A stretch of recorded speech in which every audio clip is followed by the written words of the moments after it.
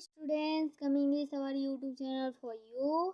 छत्तीसगढ़ माध्यमिक शिक्षा मंडल रायपुर शैक्षणिक सत्र 2021-22 माह अक्टूबर असाइनमेंट तीसरा कक्षा 12वीं विषय हिंदी। यहाँ पर बताया जाएगा बच्चों आप लोगों को असाइनमेंट तीसरा जो है आप लोगों का आ गया है, उसका आंसर आप लोगों को बताया जाएगा, जो कि सबसे बेस्ट यूट्यूबर का बेस्ट यूट्यूब में आप लोगों को बताने जा रहे हैं।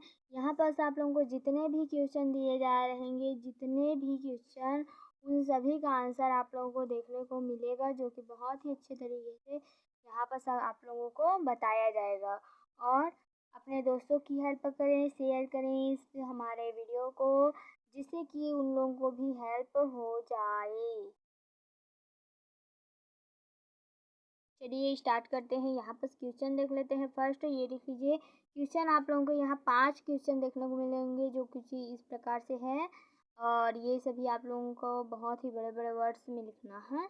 चलिए स्टार्ट करते हैं वीडियो को। ये देखिए डियर स्टूडेंट्स, ये देखिए यहाँ बस उत्तर क्रमांक पहला मैं यहाँ पर आप लोगों को क्वेश्चन लिख के नहीं बता रही हूँ, क्योंकि यहाँ पर आप लोगों को ऑलरेडी मैंने क्वेश्चन बता दिए हैं। तो चलिए उत्तर क्रमांक पहला का आंसर देखते हैं। जूझ कहानी में पिता को मनाने के लिए माँ और बेटे को झूठ का सहारा लेना पड़ता है, जिससे एक पिता अपने बेटे को पढ़ाने के बजाय खेती के काम में लगाता है और स्वयं दिन भर गाँव में आवारागर्दी करता है। यदि उसको बेटों को पढ़ाने के लिए कहा जाए तो वह बरेला सुअर की तरह गुर्राता है। लेखक अपनी माँ के साथ मिलकर दत्ता जी राव की शरण में जाता है। तीनों ने मिलकर एक ऐसा उपाय निकाला ताकि कथानायक की पढ़ाई आरंभ हो सके। नेक्स्ट क्वेश्चन देख लीजिए। नेक्स्ट नहीं है, इसी में से थोड़ा सा और है। झूठ ना बोलने से दत्ता जी राव उसके पिता के ऊपर दबाव नहीं दे पाते। उसके पिता अपनी तरह से लेखक के जीवन को ढालता। लेखक का संबंध पढ़ाई लिखाई से नहीं हो पाता। यह उपाय अपनाया न जाता तो लेखक आजीवन अनपढ़ ही रहता। अतः इस उपाय को चाल नहीं कह सकते, क्योंकि चाल शब्द से व्यंत्र शब्द ही बुआती है।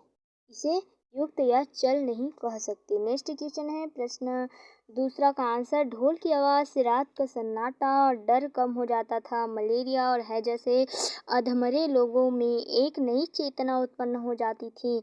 बच्चे हों अथवा बूढ़े या जवान, सभी की आंखों के सामने दबंग का दृश्य नाचने लगता था और वे उत्साह से भर जाते थे।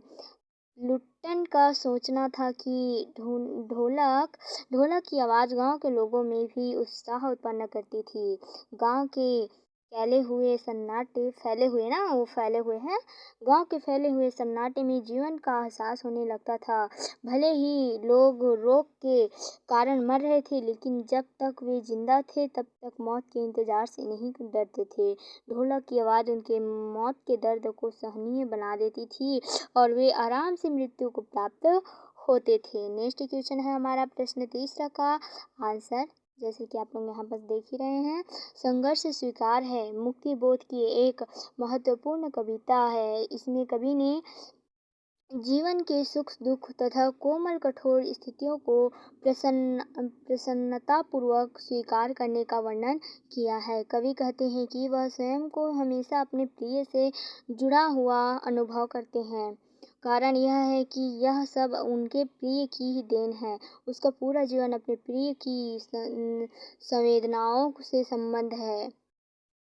कवि ने अपने सुख दुख, गरीबी, जीवन के गहरे अनुभवों आदि को संघर्ष से स्वीकारा है।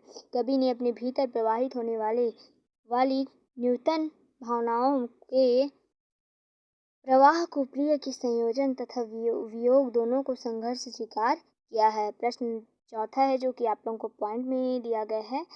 पॉइंट जो दिया गया है उसका आंसर है। पॉइंट में जितने भी क्वेश्चन दिए गए हैं एक बार दिखा ही। तो यहाँ पर देखिए स्टूडेंट्स, गद्यांश को पढ़कर पूछे गए प्रश्नों को उत्तर देना है। ये गद्यांश है। यहाँ पर देख लीजिए चौथे नंबर के क्वेश्चन में ये पूरा क्या है, एक गद्यांश है। इसको हमें पढ़ना है और इसी से आंसर ढूंढ के लिखना है। तो इतना वो नहीं करेंगे। यहाँ पर देख लीजिए ये क्वेश्चन दिया गया है 1 2 3, ठीक है। क ख ग में दिया गया है। कस्टम वाले किताब पर क्या लिखा था? कस्टम वाला कहाँ का था? वह भारत कब आया था? कस्टम वाले को यह किताब किसने और कब दी थी? तो बच्चों यहाँ पर मैं बता दूँ सभी का आंसर इसमें मिल जाएगा। जब आप लोग पढ़ेंगे इसको तो पूरा पूरा आंसर इसमें रहेगा। तो चलिए आंसर को फटाफट। तो यहाँ पर देखिए बच्चों उत्तर क्रमांक 4 कस्टमा वाला ढाका का था। उसी किताब पर इस्लाम की तरफ से सुनील दास गुप्ता को प्यार के साथ ढाका 1946, ठीक है, कस्टम वाला ढाका का था। वहाँ जब डिवीज़न हुआ था तभी भारत आया था। कस्टम वाले को यह किताब उसके बचपन के सबसे प्यारे दोस्त ने दी थी जब उसकी सालगिरह थी। सालगिरह, ठीक है। और नेक्स्ट प्रश्न 5वां है जो कि बहुत ही अच्छा है, चरित्र चित्रण वाला है। उत्तर क्रमांक 5वां, पात्रों का चरित्र चित्रण कहानी में दूसरा तत्व माना गया है। कहानीकार की योजना पात्र के चरित्र विकास की दृष्टि से करता है। कहानी में प्रत्येक पात्र का अपना स्वरूप, स्वभाव तथा उद्देश्य होता है। कभी उसके चरित्र का विकास होता है तो कभी उसका चरित्र बदलाव है। पात्रों का स्वरूप स्पष्ट होता है। यही कारण है कि हानिकारक को इस बात का समुचित ज्ञान होना चाहिए कि जिस स्थिति में किस पात्र की क्या प्रतिक्रिया होगी। इस तत्व के अंतर्गत पात्रों के आपसी संबंधों पर विचार करना जरूरी है। हानिकारक और उसकी कहानी के पात्रों में स्पष्ट संबंध होना चाहिए। चरित्र चित्रण सर्वाधिक सरल तरीका है कि कहानीकार स्वयं पात्रों के गुण का वर्णन करे। तो ये देख लीजिए बच्चों, ये था हमारे इस हिंदी असाइनमेंट का सबसे बेस्ट उत्तर। और इसी प्रकार से लिखें, मात्र ऐसे ही लिखेंगे पूरा पूरा आंसर आप लोगों को दिया जाएगा। और जैसे यहाँ पे दिया गया है मार्क दिया गया है और उसके बगल में क्या दिया है कि इतना लिखना ज़रूरी है, ठीक है। तो उतना ही लिखें जितना आप लोग लिख सकते हैं, उससे थोड़ा नंबर डाल के दे दिया गया है, उतना लिखें।